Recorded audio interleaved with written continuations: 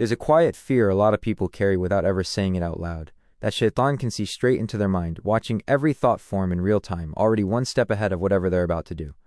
It's a scary idea. It's also not actually what Islam teaches, and the real mechanism turns out to be almost more unsettling in a different way, because it depends entirely on you. Start with the one claim the Qur'an repeats often enough that it isn't really up for debate. Only Allah knows what's inside a person's chest. Multiple verses state this directly and exclusively. Allah is described as fully aware of what hearts conceal, in a way nothing else in creation is ever described as sharing. There's a striking verse in Surah Qaf where Allah says, He knows what a person's own soul whispers to them, and that He is closer to that person than their jugular vein. That's the language of the most intimate access possible to someone's inner self. And it's used about Allah specifically, never once about Shaytan, anywhere in the Qur'an. Shaytan is a created being, mentioned in the same category as jinn and humans, both required to answer for their own choices on the Day of Judgment. A created being answering for his own choices is not the same category of being as the one who knows every hidden thought before it forms.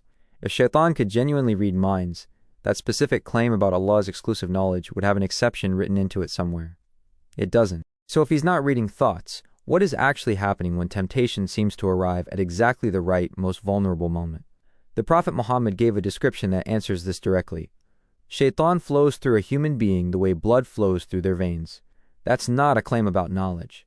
It's a claim about proximity and access. An intimate closeness to the pathways where desire, mood, and impulse already move through a person, without needing to know a single specific thought in advance.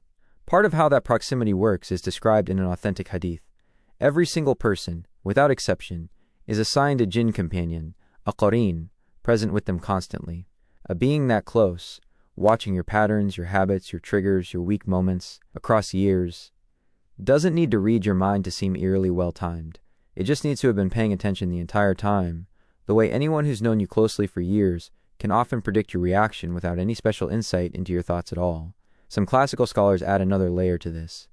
Jinn are described as capable of moving and observing far faster than humans can, which means information gathered from watching someone's outward words, actions, and surroundings can travel and be used against them almost instantly. That can look identical to mind reading from the outside, without actually being it. It's still built entirely on what can be seen and heard, not on what's silently thought.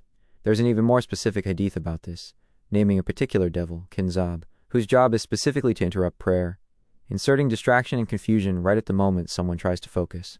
The Prophet Muhammad didn't describe this as Shaytan detecting a private thought. He described it as a targeted, practiced disruption aimed at the exact moment concentration is hardest to hold on to.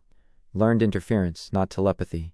This distinction matters most in a place where a lot of sincere people quietly struggle. Intrusive thoughts. Companions of the Prophet Muhammad once came to him disturbed, describing thoughts crossing their minds that felt too terrible to even say out loud. Instead of confirming their fear, the Prophet Muhammad told them something almost nobody expects.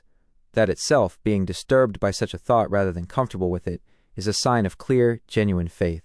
In another hadith, he explained that Allah overlooks whatever the heart merely whispers to itself, as long as it isn't acted on or spoken aloud. An intrusive thought landing in your head, uninvited, isn't proof Shaytan has infiltrated your beliefs.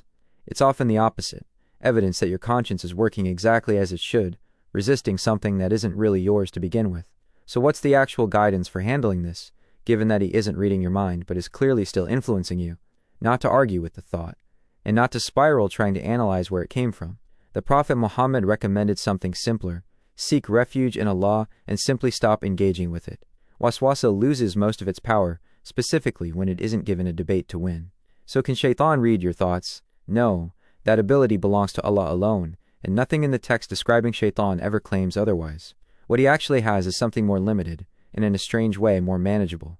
Proximity, pattern recognition, and constant, patient observation, aimed at exploiting whatever he's already watched you do before. Take away the mystery of mind reading, and what's left is something you actually have real power over. Because a guess, however well-timed, still isn't the same thing as knowing your choice before you've made it. Thank you so much for watching. Please like, share, and don't forget to subscribe, dear seeker.